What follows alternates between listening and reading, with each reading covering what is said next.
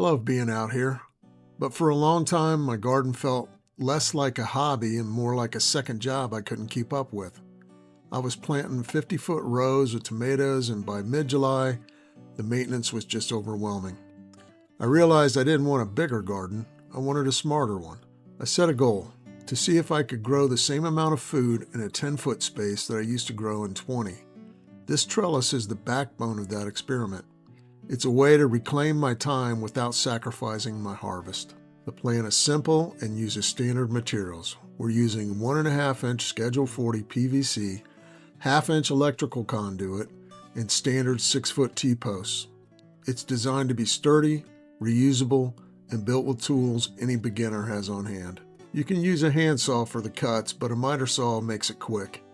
We're building sleeves with a 12-inch central segment and 9.5-inch cross arms. I've spaced these so the conduit sits 6 inches from the edge of my 30-inch beds. This is key for the companion planting I have planned later. Since this has to hold a heavy crop, don't skip the solvent cement. I drive the T-post until the arrow plate is just below the soil line to keep everything sturdy. The PVC assemblies slip right over the top, and then we run the conduit through the outer tees.